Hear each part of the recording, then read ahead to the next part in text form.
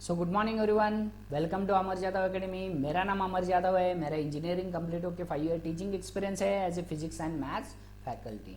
तो ऑलरेडी हमने some topic cover किए, महाराष्ट्र सीईटी के सम टॉपिक कवर किए। आज हम डिस्कस करने वाले very important chapter, very important topic, that is nothing but that is the electrostatics करके। इलेक्ट्रोस्टैटिक्स और इसमें ही आपको कैपेसिटर्स भी मिल जाएगा, इलेक्ट्रोस्टैटिक्स एंड कैपेसिटर्स करके। ओके, तो हमारा एक सीरीज है, वही सीरीज है बूस्टर फॉर महाराष्ट्र सीईटी करके। बूस्टर ये नाम ही इंडिकेट करता है आपको ये वीडियोज इतने हेल्प हो जाएंगे, आपको इतने बूस्ट करेंगे, बूस्ट मतलब हेल्प करेंगे ताकि आपको अच्छे से अच्छे मार्क्स महाराष्ट्र सीईटी में मिल सके। तो लेट्स स्टार्ट करते हैं इलेक्ट्रोस्टैटिक के कॉन्सेप्ट रिलेटिव, मतलब पहले हम थ्योरी कंप्लीट करेंगे, बाद में नेक्स्ट पार्ट में हम डिस्कस करने वाले प्रॉब्लम्स। ओके, तो थ्योरी वेरी वेरी इंपॉर्टेंट रहता है। बेसिक कॉन्सेप्ट में बताता हूं, बेसिक कॉन्सेप्ट से हार्ड कॉन्सेप्ट तक लेके जाता हूं, आपके सभी कॉन्सेप्ट थ्योरी में कवर करता हूं, बाद में हम प्रॉब्लम्स को जाते हैं। तो लेट्स स्टार्ट करते हैं first concept related to electrostatics.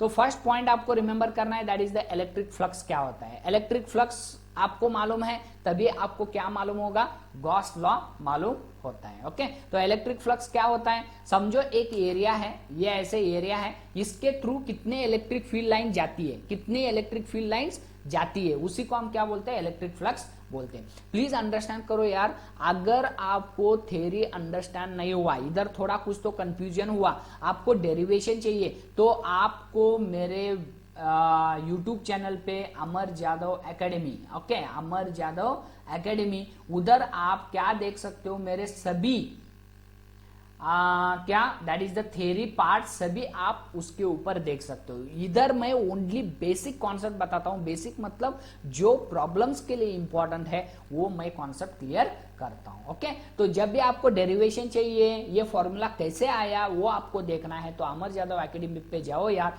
आपको सभी थ्योरी के पार्ट सभी आपको सभी वीडियोस आपको मिल जाएंगे। ओके, तो इसको मैं इरेज करता हूं। तो इलेक्ट्रिक फ्लक्स क्या होता है, इलेक्ट्रिक फ्लक्स मतलब समझो एक एरिया है, इसके थ्रू कितनी इलेक्ट्रिक फील्ड लाइन जाती है, कितनी इलेक्ट्रिक फील्ड लाइन जाती है, उसी को हम क्या बोलते हैं, इलेक्ट्रिक फ्लक्स बोलते हैं। तो इलेक्ट्रिक फ्लक्स समझो ये एरिया है, ये एरिया है, ओके, एरिया हम कंसीडर करेंगे डीएस करके, और ये है इलेक्ट्रिक फील्ड लाइंस, ओके, और वरना इलेक्ट्रिक फील्ड इस एरिया के थ्रू कितनी जाती है, उसी को हम क्या बोलते हैं, इलेक्ट्रिक फ्लक्स बोलते हैं। तो इसका फॉर्मूला क्या होगा, इलेक्ट्रिक फ्लक्स हम फाई से डिनोट करते हैं, phi is equal to E vector dot ds vector होता है, because flux is the scalar quantity. एक वेक्टर, दो वेक्टर क्वांटिटी, इलेक्ट्रिक फील्ड भी एक वेक्टर क्वांटिटी है और एरिया भी क्या है, एक वेक्टर क्वांटिटी है। इन दोनों को अगर मल्टीप्लाई करने के बाद आपको एक स्केलर क्वांटिटी मिलती है, तो हम क्या यूज करते हैं, that is the dot product use करते हैं। हम स्केलर वेक्टर्स में डिस्कशन किया था, दो वेक्टर्स को मल्टीप्लाई करने के बाद आपको अगर एक स्केलर क्वांटिटी मिलती है तो आप क्या यूज करते हो, डॉट प्रोडक्ट यूज करते हो। तो ई वेक्टर डॉट डीएस वेक्टर हो जाएगा। अगर ये डॉट हटाते हो तो इधर एक फॉर्मूला आएगा, that is the cos theta आ जाएगा। तो E into DS into cos theta हो जाएगा। तो थीटा क्या है, angle between E and DS. Please understand करो, ये एरिया है, ये एरिया है और ये इलेक्ट्रिक फील्ड लाइंस है। अगर इलेक्ट्रिक फील्ड लाइंस ऐसे जा रही है तो इन दोनों के बीच का एंगल कितना होगा, ये एरिया का डायरेक्शन होगा और ये इलेक्ट्रिक फील्ड का डायरेक्शन होगा, दोनों अपोजिट होंगे, 180 डिग्री होगा। ओके, तो इलेक्ट्रिक फील्ड का एक्चुअली एरिया का डायरेक्शन कैसे रहता है, इसके परपेंडिकुलर रहता है, सरफेस के परपेंडिकुलर रहता है। ओके, तो अगर एरिया आप चेंज कर दिया, देखो ऐसे कर दिया एरिया, और इलेक्ट्रिक फील्ड लाइंस इधर से थोड़े कम जाएंगे, इधर से बहुत ज्यादा जा रहे थे, और अगर आपको एरिया टिल्ट करोगे तो इस इधर से क्या जाएंगे, इलेक्ट्रिक फील्ड लाइंस कम जाएंगे। तो वो डिपेंड करता है थीटा के ऊपर, वो डिपेंड करता है थीटा के ऊपर। अगर थीटा 90 डिग्री है, अगर थीटा 90 डिग्री है तो इलेक्ट्रिक फील्ड लाइंस बहुत ज्यादा जाएंगे, 90 वरना और 180 डिग्री, ओके, 180 डिग्री, ज्यादा से ज्यादा 90 डिग्री। तो 90 डिग्री है तो उधर से फील्ड लाइन ज्यादा जाएंगी, मतलब इसका मीनिंग क्या है, फ्लक्स ज्यादा होगा। अगर थीटा 0 डिग्री है, अगर थीटा 0 डिग्री है तो उधर क्या जाएंगे, तो ये था points related to electric flux करके। नेक्स्ट पॉइंट हम डिस्कस करेंगे that is the Gauss law. Very very important law रहता है ये गॉस लॉ। गॉस लॉ क्या कहता है, देखो एक क्लोज्ड सरफेस में अगर एक चार्ज है, क्यू चार्ज है, तो ये इलेक्ट्रिक फ्लक्स कितना निकालता है, इस सरफेस के थ्रू कितनी इलेक्ट्रिक फील्ड लाइंस वरना इलेक्ट्रिक फ्लक्स निकालता है, इलेक्ट्रिक फ्लक्स कितना देता है, वही कहता है क्या, गॉस लॉ कहता है। तो गॉस लॉ क्या कहता है, closed integration of E vector dot DS vector. Closed integration मतलब ये एक क्लोज्ड सरफेस है, उसका क्लोज्ड इंटीग्रेशन, आपको इलेक्ट्रिक फ्लक्स का क्लोज्ड इंटीग्रेशन करना है, तो ये क्या आ जाएगा, टोटल फ्लक्स आ जाएगा। टोटल फ्लक्स एक क्लोज्ड सरफेस से कितना निकलता है, कितने इसके अंदर चार्ज हैं, that is the Q enclosed बोलते हैं इसको। क्यू एनक्लोज्ड मतलब इस सरफेस के अंदर कितना चार्ज है। अगर समझो इधर बाहर चार्ज है Q1 करके, तो इसको बाहर चार्ज को आपको कंसीडर नहीं करना है। तो क्यू एनक्लोज्ड कितना होगा, divided by epsilon not. Epsilon not is the permittivity of free space. तो परमिटिविटी ऑफ फ्री स्पेस का वैल्यू रहता है 8.85 into 10 to the power of -12 करके, ओके, -12 करके। तो ये फॉर्मूला आपको, वरना ये वैल्यू आपको रिमेंबर करना पड़ेगा, ओके। एप्सिलॉन नॉट का वैल्यू रहता है 8.85 into 10 to the power of -12 करके, ओके। तो गॉस लॉ क्या कहता है, गॉस लॉ कहता है टोटल फ्लक्स एमर्ज करते हैं, टोटल फ्लक्स कितने निकलते हैं इन ए क्लोज्ड सरफेस में, वो डिपेंड करता है इसके अंदर चार्ज कितना है, ओके। चार्ज अगर ज्यादा होगा तो डेफिनेटली फ्लक्स भी क्या होगा, ज्यादा निकलेंगे इस क्लोज्ड सरफेस से। आई hope you understood, that is the Q enclosed लेना है, बाहर का चार्ज आपको कंसीडर नहीं करना है, अंदर का चार्ज आपको कंसीडर करना है, डिवाइडेड बाय एप्सिलॉन नॉट करना है, वही कहता है गॉस लॉ करके, ओके। वेरी इंपॉर्टेंट कॉन्सेप्ट था, ये पॉइंट आपको रिमेंबर करना पड़ेगा। नेक्स्ट पॉइंट देखेंगे, इसको मैं इरेज करता हूं। Next point that is the application of Gauss law. तो सम एप्लीकेशंस है गॉस लॉ के, सम एप्लीकेशंस है, वो क्या क्या है देखेंगे। Electric field E due to uniformly charge spherical shell और हॉलो सिलेंडर। हॉलो सिलेंडर मानना स्पेरिकल शेल बोलते हैं, हॉलो सिलेंडर मतलब hollow spherical shell, spherical shell मतलब ये, ओके, स्पेरिकल शेल मतलब, सॉरी इधर हॉलो सिलेंडर नहीं, हॉलो स्फीयर था। हॉलो स्फीयर मतलब ball, simple example ball, okay. The ball, उसके अंदर कुछ भी नहीं है, उसी को हम क्या बोलते हैं, हॉलो स्फीयर बोलते हैं, वरना स्पेरिकल शेल बोलते हैं। स्पेरिकल शेल और हॉलो स्फीयर दोनों का कॉन्सेप्ट सेम ही है। तो आपको इलेक्ट्रिक फील्ड फाइंड आउट करनी है, electric field due to uniformly charge spherical shell. समझो इधर एक स्पेरिकल सेल है, ये स्पेरिकल सेल है, ये स्पेरिकल सेल में हॉलो जब भी रहता है तो चार्ज किधर आता है, इसके ऊपर आता है, इसके ऊपर चार्ज आता है, ओके। तो इधर चार्ज आ गया, सभी ओर चार्ज आ गया, that is the uniformly distribute हुआ है। यूनिफॉर्मली इसका मीनिंग क्या है, सभी ओर सेम चार्ज है, ओके। तो इसका रेडियस हम कंसीडर किए कैपिटल R।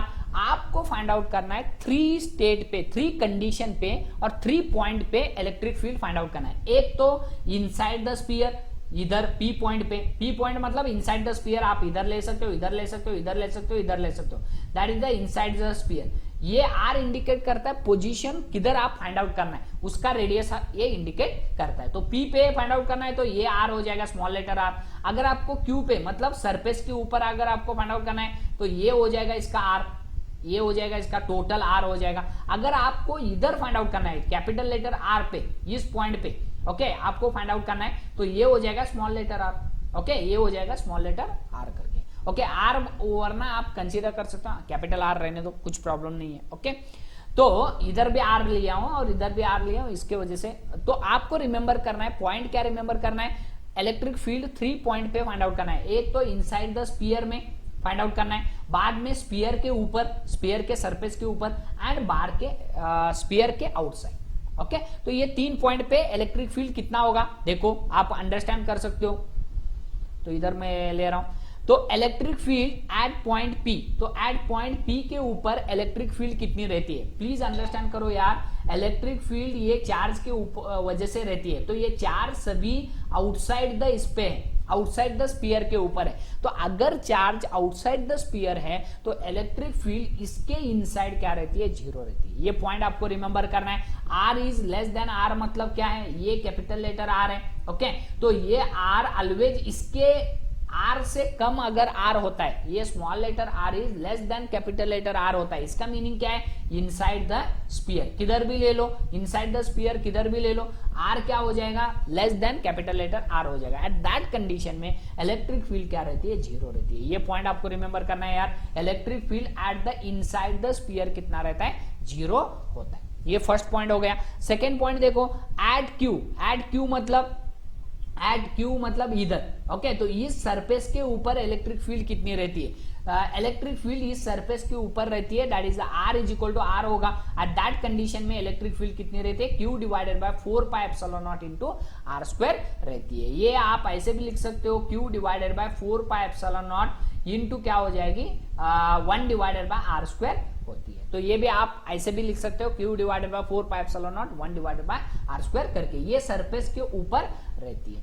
बाद में इस आउटसाइड द स्फीयर है तो क्या हो जाएगा, थर्ड पॉइंट देखो, एट आर मतलब एट पॉइंट आर के ऊपर आपको अगर इलेक्ट्रिक फील्ड फाइंड आउट करनी है, विच इज आर, देखो ये आर हो गया, स्मॉल लेटर आर क्या होगा, बड़ा होगा compare to capital letter R, तो ये R is greater than R हो जाएगा। दैट एट दैट कंडीशन में E इज इक्वल टू क्या होता है, Q divided by 4 pi epsilon not into R square होता है। आर स्क्वायर मतलब ये डिस्टेंस, स्मॉल लेटर आर मतलब ये टोटल डिस्टेंस कितना होता है, आर स्क्वायर होता है। और ये सरफेस के ऊपर क्या रहता है, small capital letter R square मतलब स्फीयर का रेडियस रहता है, that is nothing but capital letter R रहता है। तो ये फॉर्मूले आपको रिमेंबर करना है यार, सम टाइम आपको क्वेश्चंस आते हैं इसके ऊपर, that is the electric field is equal to on the surface of the charge के ऊपर कितना रहता है, सरफेस ऑफ द स्फीयर के ऊपर इलेक्ट्रिक फील्ड कितनी रहती है, Q divided by 4 pi epsilon not into R square रहती है। आउटसाइड द स्फीयर कितनी रहती है, Q divided by 4 pi epsilon not into R square रहती है।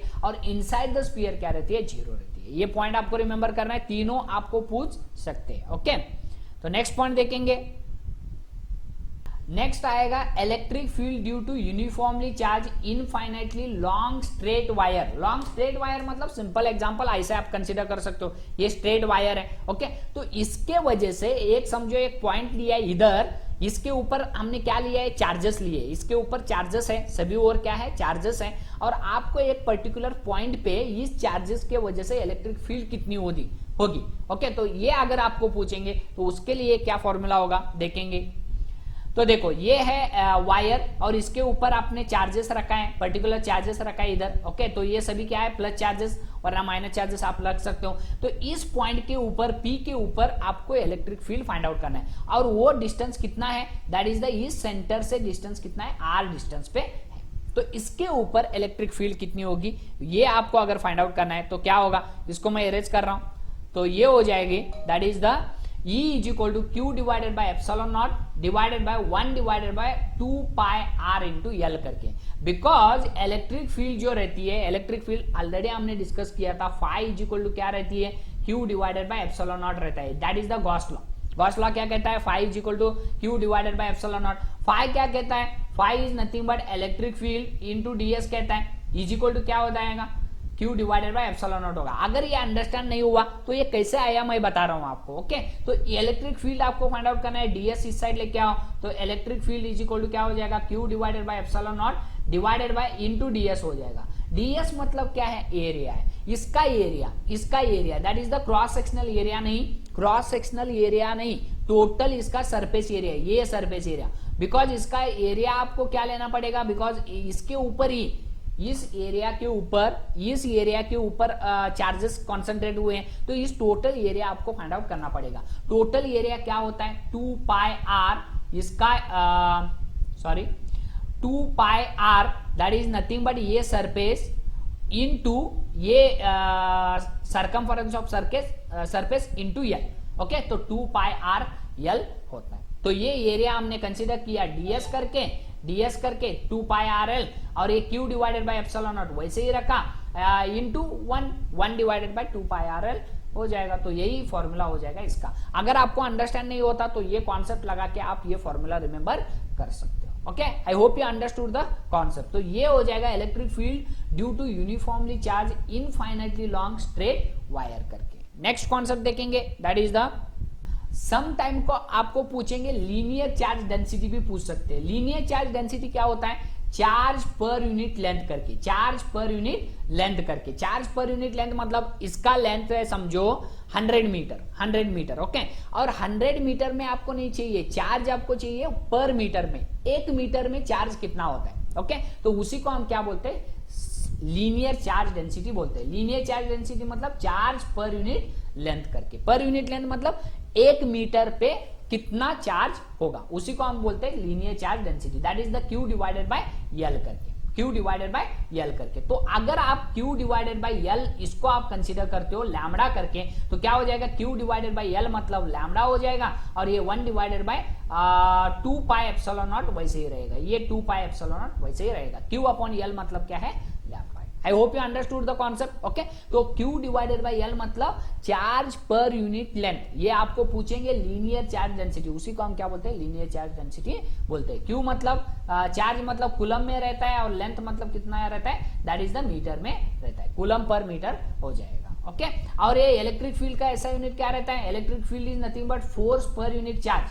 That is nothing but Newton पर कूलम करके, न्यूटन पर कूलम करके। ये है SI unit of electric field. तो सम टाइम आपको एसआई यूनिट भी यूजफुल होगा, तो इसको मैं अरेंज कर रहा हूं। नेक्स्ट पॉइंट देखेंगे, देखो electric field due to uniformly charge infinite plane sheet. Infinite plane sheet मतलब, इनफाइनाइट प्लेन शीट मतलब ये समझो, ये है, इसके ऊपर चार्जेस है, इसके ऊपर चार्जेस है, और आपको इस पॉइंट के ऊपर इसका इलेक्ट्रिक फील्ड कितना होगा ये आपको फाइंड आउट करना पड़ेगा।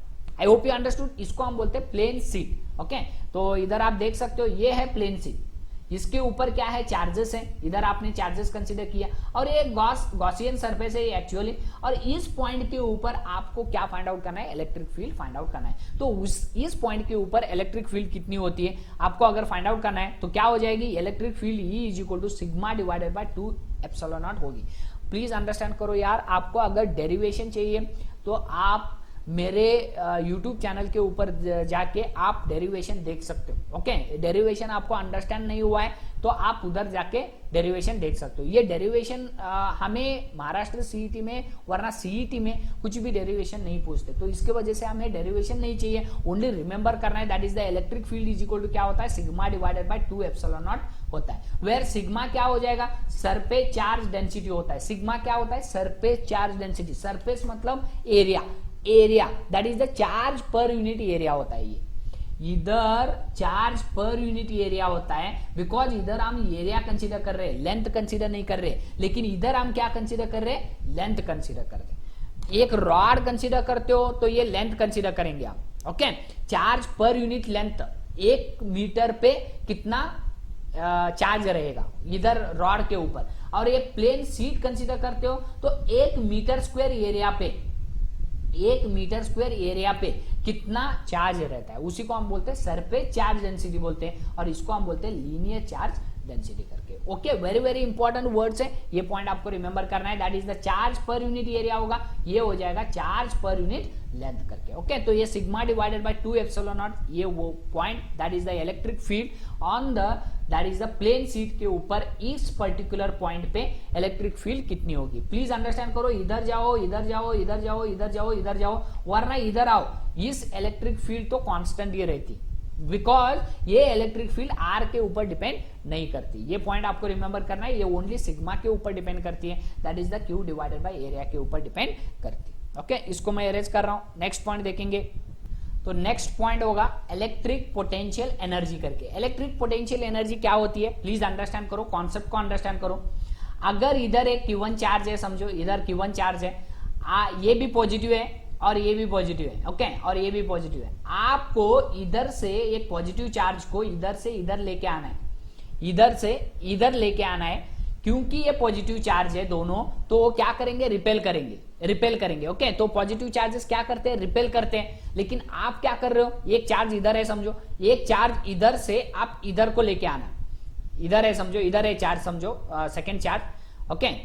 तो हाँ, ये इधर है समझो, इधर से आप इस चार्ज को इधर से इधर लेके आना है, तो आपको क्या करना पड़ेगा, एक वर्क करना पड़ेगा, बिकॉज इन दोनों के बीच में क्या है, रिपल्सिव फोर्स है, इन दोनों के बीच में रिपल्सिव फोर्स है। तो इस चार्ज को आप इधर से इधर को लेके आ रहे हो, तो आपको क्या करना पड़ेगा, एक वर्क करना पड़ेगा। तो वही वर्क किसमें स्टोर होती है, इलेक्ट्रिक पोटेंशियल एनर्जी में स्टोर होती है। आई hope you understood the concept. देखो ये इनिशियल पोजीशन है इस चार्ज का, इनिशियल, ये तो चार्ज रेस्ट में, ओके, चार्ज प्लस Q1 है, उसके ऊपर चार्ज कितना है, प्लस Q1 है। सेकेंड चार्ज ये Q2 चार्ज है, आप इधर से इधर लेके आ रहे हो, तो इनिशियल पोजीशन किधर है, इधर है, सेकेंड पोजीशन किधर होगा, इधर होगा, तो इनिशियल पोजीशन इस चार्ज से डिस्टेंस कितना है, R1 डिस्टेंस पे है, तो सेकेंड पोजीशन कितना होगा, R2 डिस्टेंस पे होगा। तो आपको जितना वर्क करोगे उतना वो पोटेंशियल एनर्जी में स्टोर होगा।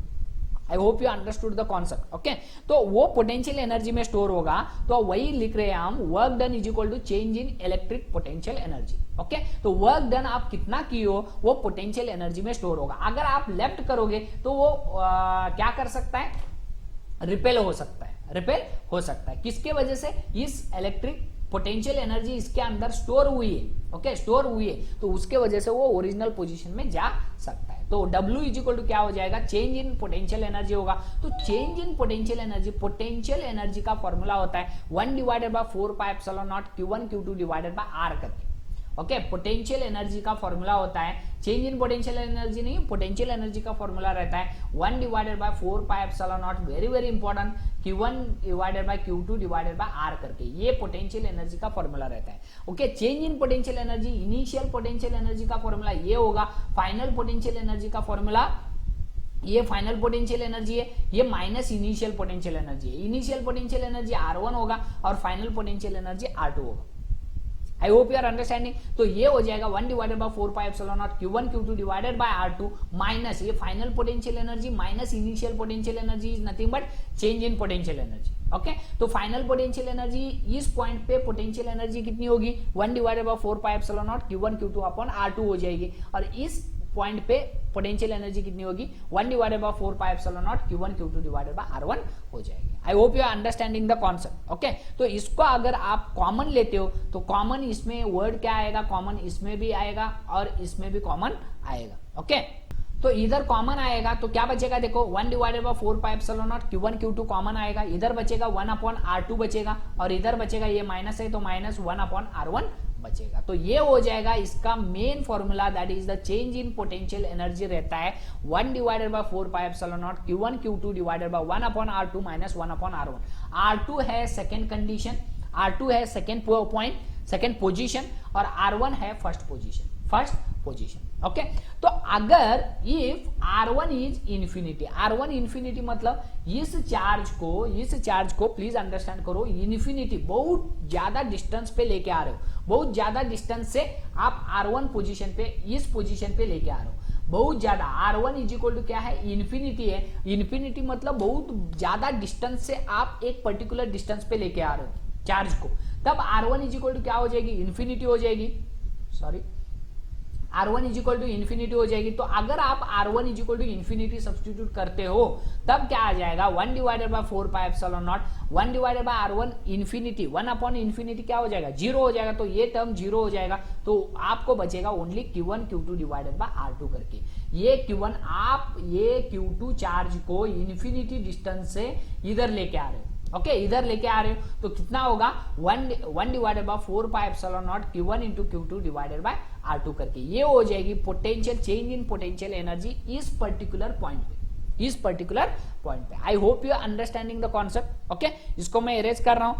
अगर ये पॉइंट आप कंसीडर करते हो R2 is equal to R consider करते हो, इस पॉइंट पे डिस्टेंस कितना है R कंसीडर करते हो, तो आपका फॉर्मूला हो जाएगा चेंज इन पोटेंशियल एनर्जी, वरना पोटेंशियल एनर्जी इस पर्टिकुलर पॉइंट पे कितनी होगी, 1 divided by 4 pi epsilon naught Q1 Q2 divided by R होती है। तो ये पॉइंट आपको रिमेंबर करना है, very very important formula, that is the हमने कंसीडर किया ये चार्ज Q1 है समझो, ये चार्ज Q2 है समझो, डिस्टेंस कितना है R डिस्टेंस पे है, और इस चार्ज को आप इंफिनिटी से इधर लेके आ रहे हो, तो इसका पोटेंशियल एनर्जी कितना होगा, ये होगा 1 divided by 4 pi epsilon naught Q1 Q2 divided by R करके। ये एक फॉर्मूला आपको रिमेंबर करना है, और सेकंड फॉर्मूला ये रिमेंबर करना है, दो फॉर्मूलेज आपको रिमेंबर करना पड़ेगा। यही है इलेक्ट्रिक पोटेंशियल एनर्जी के फॉर्मूले, ओके।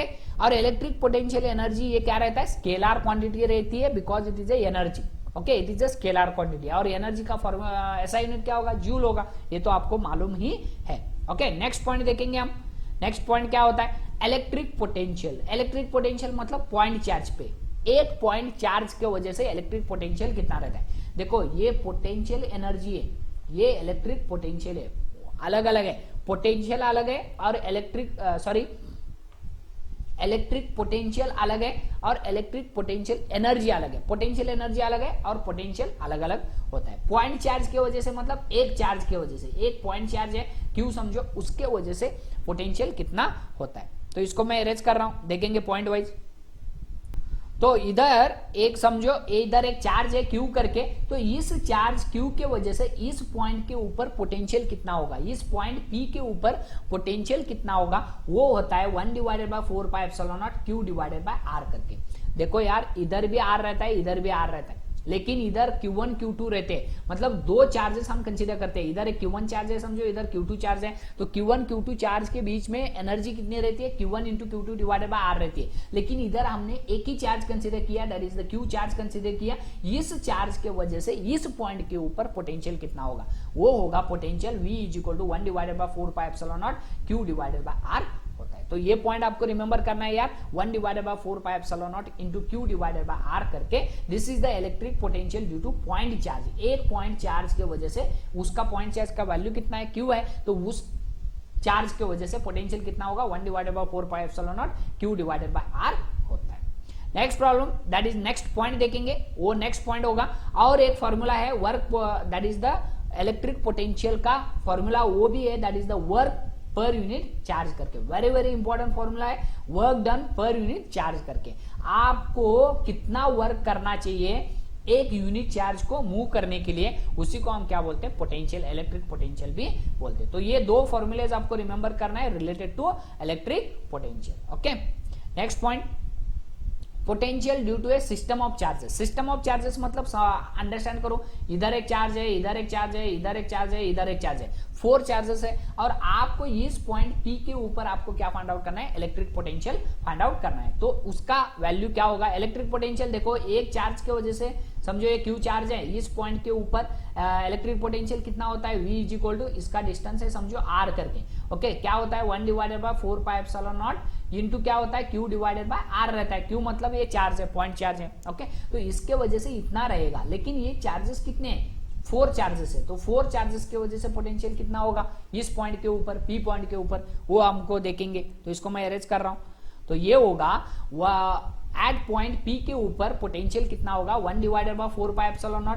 ये हो जाएगा किसके वजह से, Q1 के वजह से। Q1 के वजह से डिस्टेंस कितना है, R1 है, तो ये चार्ज, ये पोटेंशियल होगा Q1 के वजह से। ये पोटेंशियल होगा, ये देखो ये पोटेंशियल होगा Q2 के वजह से, ये पोटेंशियल होगा Q3 के वजह से। Okay, 1/4πε0 Q3/R3। ओके, तो सभी में कांस्टेंट क्या है, 1/4πε0 है, उसको बाहर लिया तो Q1/R1 हो जाएगा, प्लस Q2/R2 हो जाएगा, प्लस Q3/R3, प्लस Q4/R4 हो जाएगा। अगर फिफ्थ भी चार्ज है तो Q5/R5 हो जाएगा। ये R1, R2, R3 क्या दिखा रहा है, that is the distance between this two. Okay, ये R2 है, ये R3 है और ये R4 है। तो आपको रिमेंबर करना है, ये भी formula for system of charges. तो सिस्टम ऑफ चार्जेस है तो पोटेंशियल कितना होता है, Vp is equal to 1/4πε0 Q1/R1 plus Q2/R2 plus Q3/R3 plus Q4/R4 होता है। नेक्स्ट पॉइंट देखेंगे, तो relation between electric field and electric potential, ये भी वेरी इंपॉर्टेंट कॉन्सेप्ट है। Electric field that is nothing but E और electric potential that is nothing but V, इन दोनों के बीच में एक रिलेशन है, ये रिलेशन आपको रिमेंबर करना पड़ेगा। तो क्या रिलेशन होता है, देखो एक चार्ज है समझो Q करके, एक चार्ज है Q करके, तो इसके वजह से इलेक्ट्रिक फील्ड, इस पॉइंट पे इलेक्ट्रिक फील्ड और पोटेंशियल, इन दोनों के बीच में एक रिलेशन रहेगा, बिकॉज पोटेंशियल भी रहेगा उस पॉइंट पे और इलेक्ट्रिक फील्ड भी रहेगा, तो वो रहता है -dV/dr करके, -dV/dr करके। ये -dV क्यों, क्योंकि इस side potential, change in potential क्या होते जाएगा, डिक्रीज होते जाएगा। ओके, डिक्रीज होते जाएगा, इसके वजह से वो माइनस। अगर आपको मैग्नीट्यूड चाहिए इलेक्ट्रिक फील्ड की, तो माइनस नहीं लेना है, dV/dr आपको लेना है। dV मतलब change in potential divided by R, that is nothing but dr करके। dr वरना ले लो, वरना डिस्टेंस क्या ले लो आप, r ले सकते हो। तो dV/dr is the very very important relation, that is the electric field और पोटेंशियल और r के बीच में रिलेशन ये रहता है। ओके, तो सम टाइम आपको इलेक्ट्रिक डायपोल के ऊपर भी क्वेश्चन आते हैं। ये इलेक्ट्रिक डायपोल क्या होता है प्लीज अंडरस्टैंड करो। ओके, तो इलेक्ट्रिक डायपोल रहता है ये, दो चार्जेस रहते हैं, दो चार्जेस, एक प्लस क्यू रहता है, एक माइनस क्यू, मैग्नीट्यूड सेम रहता है लेकिन उनके ऊपर चार्जेस क्या रहते हैं, मतलब साइन क्या रहते हैं, अलग अलग रहता है। इसके ऊपर चार्ज क्यू है, समझो 10 कूलम चार्ज है, इसके ऊपर भी 10 कूलम चार्ज ही रहेगा लेकिन ये माइनस रहेगा और ये पॉजिटिव रहेगा। इसी को, इन दो चार्जेस को अगर रखा आपने पर्टिकुलर डिस्टेंस पे, इन दोनों के बीच का डिस्टेंस रहता है 2l। ओके, बिकॉज ये डिस्टेंस है l और ये डिस्टेंस है l, तो दोनों का बीच का डिस्टेंस कितना रहता है, 2l रहता है। ओके, और ये डिस्टेंस कितना है, l है। ओके, इन दोनों के बीच में, बिकॉज हम ऑलवेज सेंटर, इसको बोलते हैं हम centre of the dipole. Okay, so ये दोनों चार्जेस को पर्टिकुलर डिस्टेंस पे रखा, उसी को हम बोलते हैं डायपोल करके। डाय मतलब टू, पोल मतलब ये दो पोल्स। ओके, तो डायपोल बोलते हैं उसको। ओके, तो इसका डिस्टेंस l रहता है और आपको फाइंड आउट करना है इस पॉइंट के ऊपर। देखो, electric field E on the axis of the dipole, इसी को बोलते हैं हम एक्सिस ऑफ द डायपोल। अगर एक एक्सिस ऑफ द डायपोल के ऊपर किधर भी इलेक्ट्रिक फील्ड फाइंड आउट करनी है, वो डिस्टेंस रहता है सेंटर से कितने डिस्टेंस पे आपको फाइंड आउट करनी है।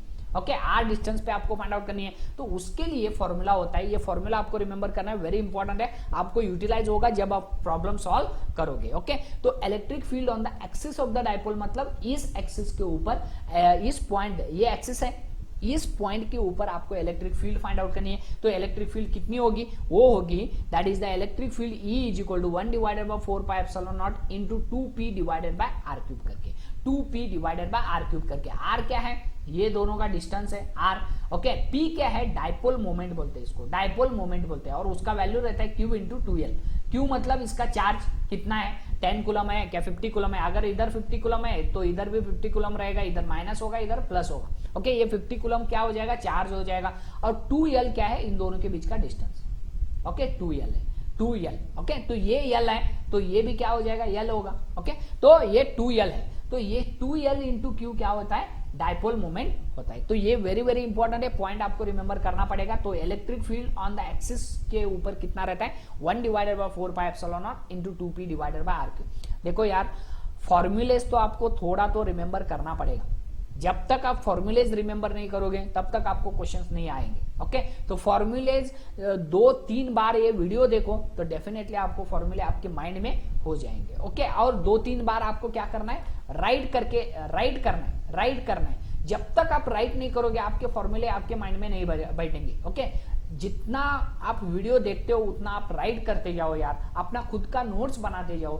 ताकि आपको नोट्स जब आप एग्जाम में जाने का टाइम आता है, नजदीक आता है, एग्जाम को जाने का टाइम नजदीक आता है, तब आप ये फॉर्मूलेज देख के जाओगे तो डेफिनेटली आपको सक्सेस मिलेगा। ओके, तो एक बुक और एक पेन आपके पास हमेशा रहना चाहिए, आपको नोट्स बनाना आना चाहिए, ताकि आप जब भी एग्जाम को जाए वो नोट्स देख के जाओ तो आपको कॉन्सेप्ट क्लियर होते जाएंगे। ओके, तो ये हो जाएगा 2p divided by r cube करके, तो 2p अपॉन r क्यूब लगाओ यार। ये p क्या है, डायपोल मोमेंट है। ओके, p का डायपोल मोमेंट मतलब q इंटू 2l रहता है। तो ये इलेक्ट्रिक फील्ड किसके ऊपर, एक्सिस के ऊपर रहती है। ओके, तो आपको सम टाइम पूछते हैं electric potential due to an electric dipole करके, वेरी इंपॉर्टेंट, आपको सम टाइम पूछते हैं इसके ऊपर question, that is the electric potential due to electric dipole करके। इलेक्ट्रिक डायपोल करके मतलब क्या, प्लीज अंडरस्टैंड करो, ये है इलेक्ट्रिक डायपोल। ओके, इधर माइनस क्यू चार्ज है, इधर प्लस क्यू चार्ज है, और इन दोनों के बीच का डिस्टेंस कितना है, 2l है।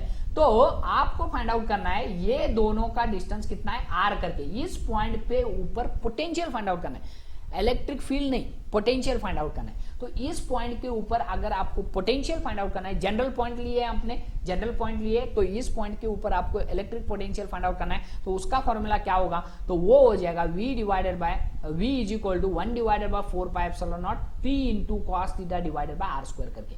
थीटा क्या है, ये एंगल है, अगर आप इधर लोगे तो ये हो जाएगा इसका एंगल। ओके, ये हो जाएगा इसका angle, I hope you understood. Okay, तो ये हो जाएगा theta, theta is nothing but p into cos theta divided by r square करके। r क्या है, इन दोनों के बीच का डिस्टेंस है, that is the r square करके। ओके, तो ये p मतलब डायपोल मोमेंट है, ऑलरेडी मैंने बताया था, q इंटू 2l, 2l मतलब ये डिस्टेंस है।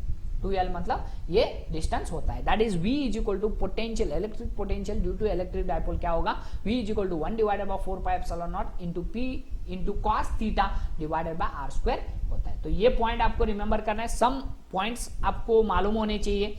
When theta is equal to 0 degree, theta is equal to 0 कब होगा, ये पॉइंट जब इस एक्सिस के ऊपर आएगा, इस एक्सिस के ऊपर आएगा, तब थीटा इज इक्वल टू क्या हो जाएगा, थीटा इज इक्वल टू क्या हो जाएगा, 0 डिग्री होगा। अगर cos 0 क्या होता है, 1 होता है, तो इस एक्सिस के ऊपर अगर आपको फाइंड आउट करना है इधर वरना इधर, ये डिस्टेंस है समझो, या r करके ये डिस्टेंस होगा r, ओके यही r ना, यही r इधर आके मीट करेगा, तो ये डिस्टेंस कितना होगा, r होगा।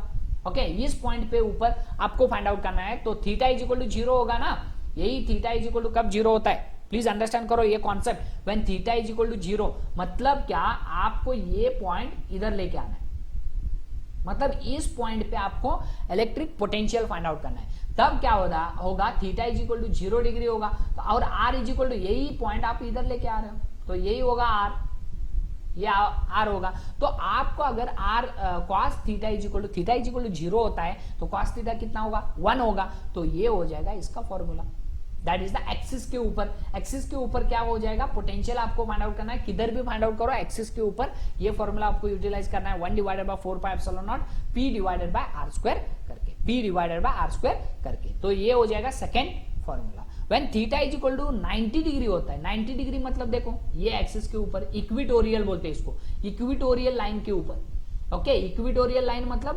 परपेंडिकुलर टू द सेंटर से पास होती है लाइन और परपेंडिकुलर रहती है, डायपोल को परपेंडिकुलर रहती है। ओके तो इस इक्विटोरियल के ऊपर आकर आपको फाइंड आउट करना है, तो पोटेंशियल क्या रहता है यार, 0 होता है।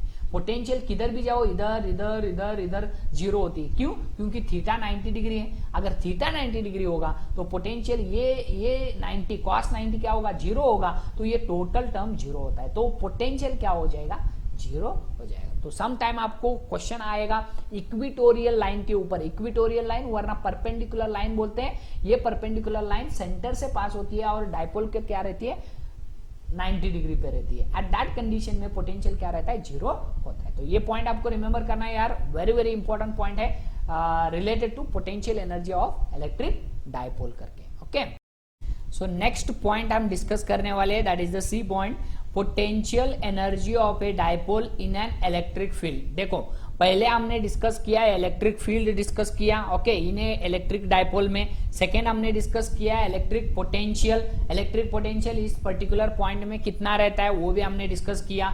बाद में ये एक पॉइंट हम डिस्कस करने वाले, that is the potential energy of a dipole in an external field. अगर एक एक्सटर्नल फील्ड में आपने अगर एक डायपोल रखा, ये एक्सटर्नल फील्ड है, ये एक्सटर्नल फील्ड की डायरेक्शन है, ओके तो ऐसी इलेक्ट्रिक फील्ड ऐसे जा रही है, वो इलेक्ट्रिक फील्ड ऐसे जा रही है, उसके अंदर आपने अगर डायपोल रखा, ये है डायपोल, ओके ये है प्लस क्यू और इस साइड क्या है माइनस क्यू।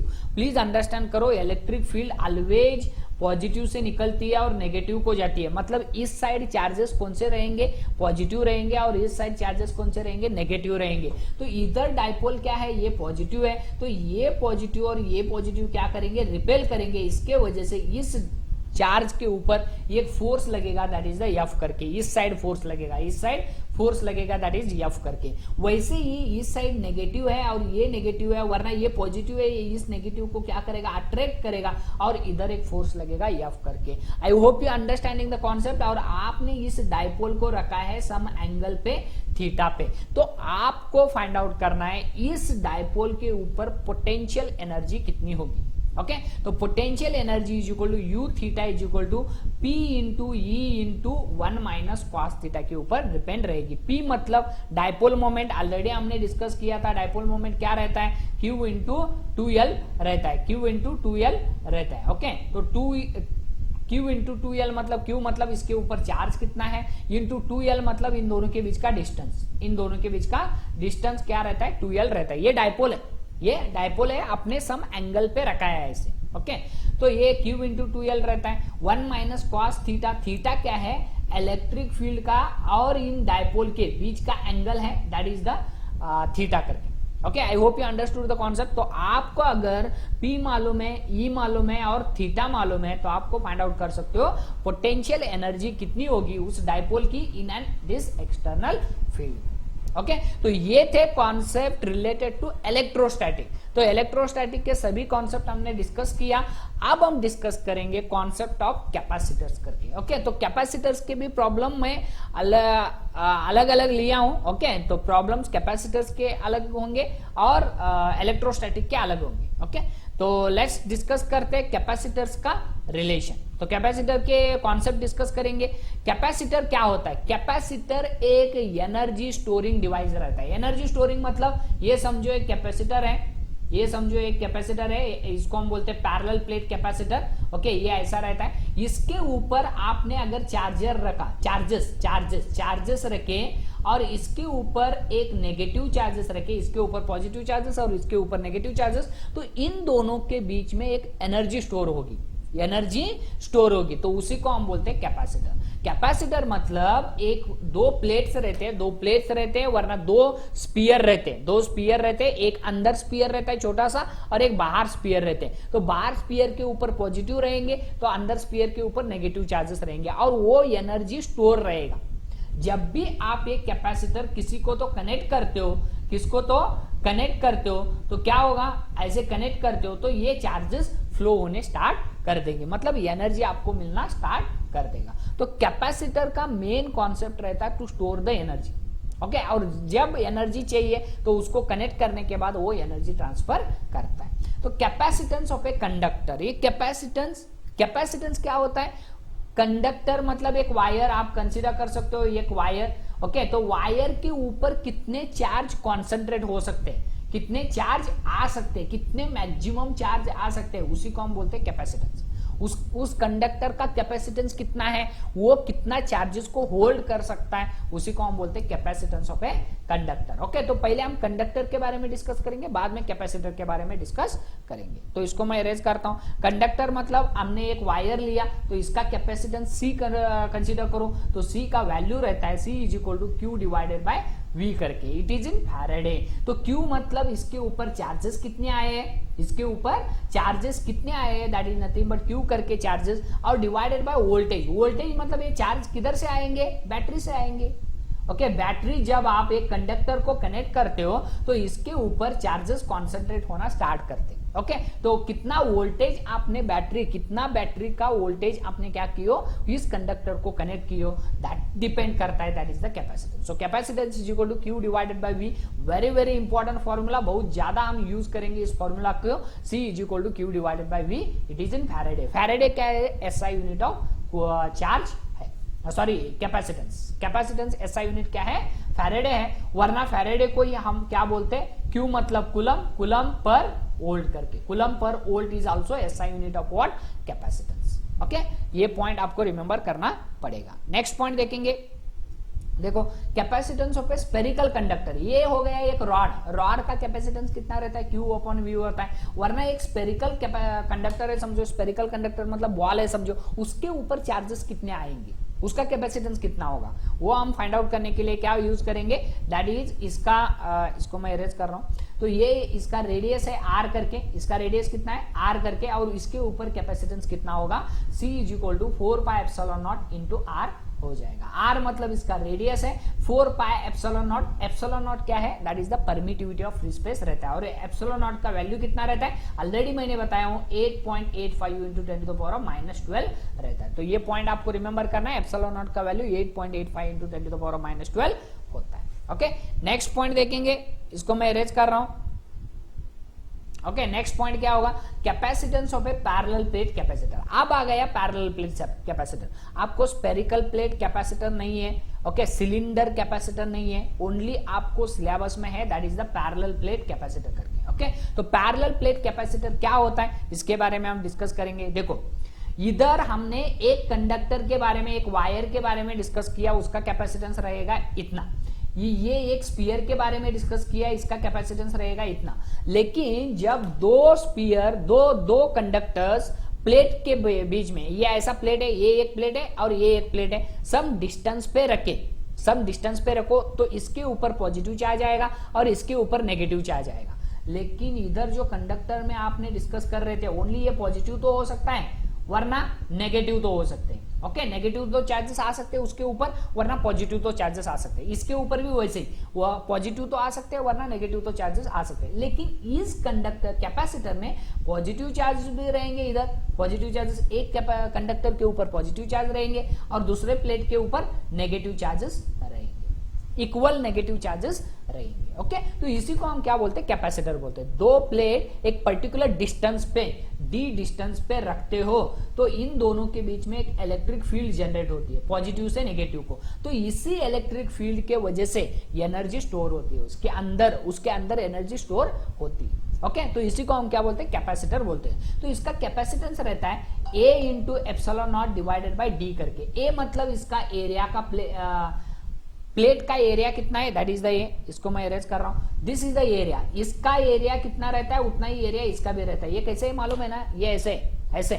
ओके, ये प्लेट है, ये एक प्लेट है, ये एक प्लेट है, ये पर्टिकुलर डिस्टेंस पे आपने क्या रखा है, डिस्टेंस पे रखा है, तो उसका डिस्टेंस कितना है, डी है, तो डिवाइडेड बाय डी हो जाएगा। तो A divided by D into epsilon naught, मतलब एरिया अगर आपका बढ़ेगा तो ऑटोमेटिकली उसका कैपेसिटेंस भी बढ़ेगा। लेकिन डिस्टेंस अगर इसका बढ़ेगा, डिस्टेंस मतलब इन दोनों के बीच में, ये इनिशियली इतना है समझो, बाद में इतना हो गया, डिस्टेंस दोनों के बीच में डिस्टेंस इतना हो गया, तो कैपेसिटेंस घटेगा। बिकॉज कैपेसिटेंस एंड डिस्टेंस दोनों क्या है, इनवर्सली प्रोपोर्शनल है। कैपेसिटेंस और डिस्टेंस दोनों इनवर्सली प्रोपोर्शनल है। तो एयर इज मीडियम, जब एयर इज मीडियम, इन दोनों के बीच में क्या है, एयर है, इन दोनों के बीच में क्या है, एयर है, तब ये फॉर्मूला हम यूटिलाइज करना है। अगर हम एक डाइलेक्ट्रिक कांस्टेंट लेते हैं, इन दोनों के बीच में डाइलेक्ट्रिक कांस्टेंट लेते हैं, तो क्या हो जाएगा, देखो, तो ये है, ये प्लेट है, ओके, और ये प्लेट है, ये प्लेट है, इन दोनों के बीच में एक डाइलेक्ट्रिक मटेरियल लेके आए, अपने डाइलेक्ट्रिक मटेरियल लेके आए। ओके, इसका जो एरिया देखो, ये ऐसा है, इनके बीच में एक डाइलेक्ट्रिक मटेरियल हमने लेके आए। ओके, तो डाइलेक्ट्रिक मटेरियल लेके आए, उसका कांस्टेंट कितना है, डाइलेक्ट्रिक कांस्टेंट क्या है, के। ये क्यों लेके आते हैं, क्योंकि इससे आपको कैपेसिटेंस बढ़ता है। कितना टाइम्स बढ़ता है, के टाइम्स बढ़ता है। देखो, के times of A epsilon not upon D, देखो इधर भी डी है, इधर भी डी है, लेकिन आपने ये कैपेसिटेंस लेके आए हो, तो इसके वजह से इसका कैपेसिटेंस क्या होगा, बढ़ेगा। कितना टाइम बढ़ेगा, दैट इज द के टाइम्स बढ़ेगा। तो के into A epsilon not divided by D हो जाएगा। तो डाइलेक्ट्रिक मटेरियल इज प्रेजेंट, तो ये एक डाइलेक्ट्रिक मटेरियल, उसका डाइलेक्ट्रिक कांस्टेंट क्या है, K. I hope you understood. ये था important concept related to parallel plate capacitor. Next concept discuss करेंगे, वो है एनर्जी स्टोर्ड इन कैपेसिटर। तो कितनी एनर्जी कैपेसिटर के अंदर स्टोर होती है, वेरी वेरी इंपॉर्टेंट कॉन्सेप्ट है, ये पॉइंट आपको रिमेंबर करना है। तो energy stored in capacitor depend करता है सीवी के ऊपर, सी कैपेसिटेंस और वोल्टेज। वी मतलब वेलोसिटी नहीं है, इधर वोल्टेज है। ओके, तो वॉल्यूम भी नहीं है, वोल्टेज है, वोल्टेज। ओके, तो आपको समझो ये कैपेसिटर है, ये कैपेसिटर है, ओके, ये पैरेलल प्लेट कैपेसिटर है ऐसा। ओके, आपको इसको चार्ज करना है तो क्या करना पड़ेगा, इसको बैटरी लगानी पड़ेगी। ओके, कितनी वोल्ट की बैटरी लगाते हो, that is the voltage. Okay, तो हाफ CV स्क्वायर करके, लेकिन आपको C का वैल्यू क्या मालूम है, C is equal to Q upon V है, तो इसमें सब्स्टिट्यूट करो तो क्या आ जाएगा, U का, that is nothing but energy stored in nothing but U करके कंसीडर किए हमने। तो U is equal to C का value Q divided by V, already हमने डिस्कशन किया था, एक कंडक्टर के लिए Q अपॉन V रहता है। तो C का वैल्यू क्या हो जाएगा, 1/2 into Q upon V into V square हो जाएगा। तो इसमें ये दोनों कैंसिल हो जाएंगे, तो क्या आ जाएगा, हाफ Q इंटू V हो जाएगा। देखो ये थर्ड इक्वेशन आ गया आपको, U is equal to half Q into V करके। आपको एक इक्वेशन मालूम है, ये तीनों इक्वेशन आप फाइंड आउट कर सकते हो। ओके, ये सेकेंड इक्वेशन कैसे आएगा, इंस्टेड ऑफ C आप V का वैल्यू रखो, V का वैल्यू क्या हो जाएगा, ये V इस साइड लेके आओ, ये C इस साइड लेके आओ, तो Q डिवाइडेड बाय C हो जाएगा। तो ये Q अपॉन C इसमें सब्स्टिट्यूट करो, तो क्या आ जाएगा, देखो U is equal to half C वैसे रखो, V का वैल्यू हो जाएगा Q square upon C square, because V का वैल्यू है Q अपॉन C, लेकिन इधर V स्क्वायर है, तो V स्क्वायर क्या हो जाएगा, Q square upon C square हो जाएगा। तो इसमें से एक कैंसिल हो जाएगा, तो क्या बचेगा, half Q square upon C बचेगा। तो ये आ गया सेकेंड फॉर्मूला। मतलब क्या, आपको एक फॉर्मूला रिमेंबर करना है, हाफ CV स्क्वायर करके, very very important, half CV square use करना है। और एक फॉर्मूला रिमेंबर करना है, C is equal to Q upon V। तो डिपेंडिंग अपॉन द रिक्वायरमेंट आपको क्या करना है, V का वैल्यू रखना है क्या C का वैल्यू रखना है, इसके अंदर आपको डिपेंड करेगा। और ये तीनों दोनों फॉर्मूलेज आपको मिल जाएंगे। आई होप यू अंडरस्टूड, ये तीन फॉर्मूलेज आपको यूटिलाइज होंगे, half CV square, half Q square by C वरना हाफ क्यू वी करके। ओके, तो ये थे energy stored in capacitor. Next point discuss करेंगे कॉम्बिनेशन ऑफ कैपेसिटर्स। कॉम्बिनेशन मतलब series combination and parallel plate combination रहता है। ओके, तो उसके बारे में हम डिस्कस करेंगे। तो क्या होता है देखेंगे, कैपेसिटर्स इन सीरीज, अगर कैपेसिटर्स ऐसे, ये C1 कैपेसिटर है, C2 कैपेसिटर है, C3 कैपेसिटर है, C1 C2 C3 आपने क्या कर दिया, एक सेम इसमें रखा आपने। ओके, सीरीज में, सीरीज मतलब 1 by 1, ये फर्स्ट कैपेसिटेंस रखा, ये दूसरा कैपेसिटेंस, ये तीसरा कैपेसिटेंस, मतलब वन आफ्टर अदर आपते रखते गए, कैपेसिटर्स को रखते गए और ऐसे कनेक्ट करते गए, वायर से कनेक्ट करते गए, तो उसी को हम क्या बोलते हैं, सीरीज कैपेसिटेंस बोलते हैं और कैपेसिटर्स इन सीरीज बोलते हैं। दिस कंडीशन में ये आप क्या कर रहे हो, वोल्टेज देके इसको चार्ज कर रहे हो, इन कैपेसिटर्स को चार्ज कर रहे हो। तो सीरीज कैपेसिटर्स में आपको रिमेंबर करना है 2 पॉइंट्स, वेरी इंपॉर्टेंट 2 पॉइंट्स। वो क्या रहते हैं प्लीज अंडरस्टैंड करो। Charges remains the same, that is the Q1 Q2 Q3। मतलब क्या, इसको मैं इरेज कर रहा हूं, इसके ऊपर अगर चार्ज Q आता है तो इसके ऊपर ये पॉजिटिव चार्ज आएगा, इसके ऊपर नेगेटिव चार्ज आएगा। वैसे ही इसके ऊपर पॉजिटिव चार्ज आएगा, इसके ऊपर QV आएगा, इसके ऊपर नेगेटिव चार्ज आएगा। वैसे ही इधर पॉजिटिव चार्ज आएगा, इसके ऊपर नेगेटिव चार्ज आएगा। मतलब चार्ज जो रहते हैं वो क्या रहते हैं, इक्वल रहते हैं। इसके ऊपर चार्जेस समझो Q1 चार्ज है, इसके ऊपर Q2 चार्ज है, इसके ऊपर Q3 चार्ज है, तो ये तीनों चार्जेस क्या रहेंगे, इक्वल रहेंगे। तो ये पॉइंट रिमेंबर करना है, सीरीज कॉम्बिनेशन में चार्जेस क्या रहते हैं, इक्वल रहते हैं। Okay, second point, potential difference is different. Potential difference मतलब प्लीज अंडरस्टैंड करो, इसके बीच में जो पोटेंशियल ड्रॉप होगा इधर और इधर, हम कंसीडर करेंगे V1, इस कैपेसिटेंस में V2 और इस कैपेसिटेंस में हम कंसीडर करेंगे V3। तो V1 is not equal to V2 is not equal to V3। तो V1 भी अलग है, V2 अलग होता है और V3 अलग होता है। तो ये पॉइंट आपको रिमेंबर करना है, पोटेंशियल डिफरेंस जो रहते हैं वो अलग अलग रहते हैं, किसमें, सीरीज में, लेकिन पैरेलल में वो अलग हो जाता है। ओके, तो सीरीज कैपेसिटेंस में अगर इन तीनों को हटा के एक सिंगल रेजिस्टर, सिंगल कैपेसिटेंस बनाना है, आपको सिंगल कैपेसिटेंस बनाना है, उसी को बोलते हैं हम C कैपेसिटेंस, रिजल्टेंट कैपेसिटेंस वरना इक्विवेलेंट कैपेसिटेंस बनाना है। तो कैसे बनाओगे, 1 डिवाइडेड बाय C इक्विवेलेंट, ये फॉर्मूला आपको माइंड में रखना है यार। 1 upon C equivalent is equal to 1 upon C1 plus 1 upon C2 plus 1 upon C3। इधर हमने C3 तक क्यों लिया है, क्योंकि 3 ही कैपेसिटेंस है, अगर चौथा कैपेसिटर होता तो 1 अपॉन C4 हो जाता। I hope you understanding the concept. Okay, तो 1 upon C equivalent is equal to क्या हो जाएगा, 1 अपॉन, इधर बच्चे क्या लिखते हैं, C equivalent is equal to लिखते हैं, बहुत ज्यादा बच्चे इधर रॉन्ग करते हैं। तो आपको रिमेंबर करना है ये 1 अपॉन C इक्विवेलेंट है, जब इसका आंसर आता है उसको रिवर्स करना चाहिए, तभी आपको C इक्विवेलेंट मिलता है। ओके, तो ये C इक्विवेलेंट नहीं है, 1 अपॉन C इक्विवेलेंट है। ओके, तो ये पॉइंट आपको रिमेंबर करना पड़ेगा। इसको मैं इरेज कर रहा हूं। तो इफ 2 कैपेसिटेंसेस आ रहे हैं, ओनली ये थर्ड नहीं है समझो, ये थर्ड नहीं है समझो, अगर 2 कैपेसिटेंस सीरीज में है तो उसका C इक्विवेलेंट कितना होता है, C1 into C2 divided by C1 plus C2 होता है। ये फॉर्मूला आपको रिमेंबर करना है, C1 into C2 divided by C1 plus C2 होता है।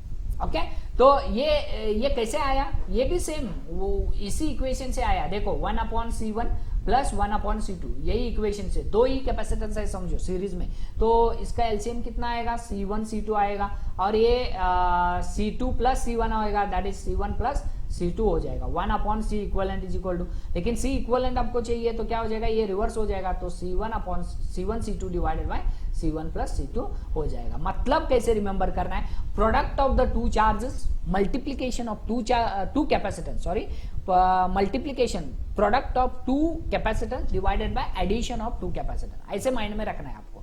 ज्यादा से ज्यादा ये क्वेश्चन आपको, ज्यादा से ज्यादा ये फॉर्मूला हम यूटिलाइज करने वाले हैं। अगर 2 से ज्यादा कैपेसिटेंस रहते हैं तो ये हम फॉर्मूला यूटिलाइज करेंगे। ओके, तो ये सीरीज के लिए हो गया। वैसे ही पैरेलल के लिए क्या होता है, इसको मैं इरेज कर रहा हूं। पैरेलल के लिए क्या होता है देखेंगे, कैपेसिटर्स इन पैरेलल। तो कैपेसिटर्स इन पैरेलल मतलब ये देखो C1 C2 C3, ये कैसे रखा है, ये ऊपर एक कैपेसिटर, नीचे एक कैपेसिटर, फिर से नीचे एक कैपेसिटर, ऐसे पैरेलल, इसको हम बोलते हैं पैरेलल कॉम्बिनेशन बोलते हैं। तो इसको वोल्टेज अपने दियो, दैट इज द चार्जिंग बनाने के लिए, चार्जिंग करने के लिए। तो पैरेलल कॉम्बिनेशन में 2 पॉइंट्स आपको रिमेंबर करना है, वो क्या रहता है, charges are different. Charges are different मतलब इधर Q1 अलग रहेगा, Q2 अलग रहेगा, Q3 अलग रहेगा। देखो अगर इधर से चार्ज गए, समझो Q चार्ज गया, बैटरी से क्या जाता है, चार्ज जाता है। ओके, चार्जिंग करना मतलब क्या, चार्ज को भेजना।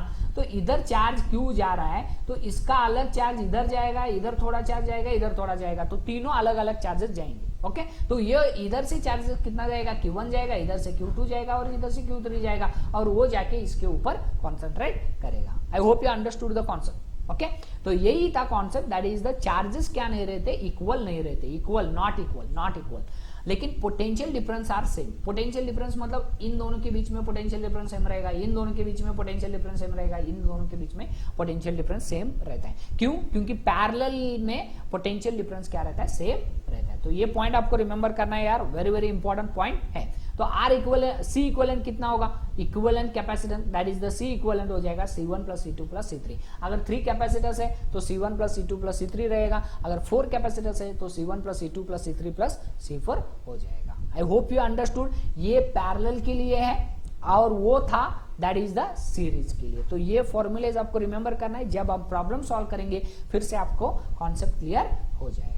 ओके, तो ये था कॉन्सेप्ट रिलेटेड टू कैपेसिटर। तो thank you very much for watching my video, thank you.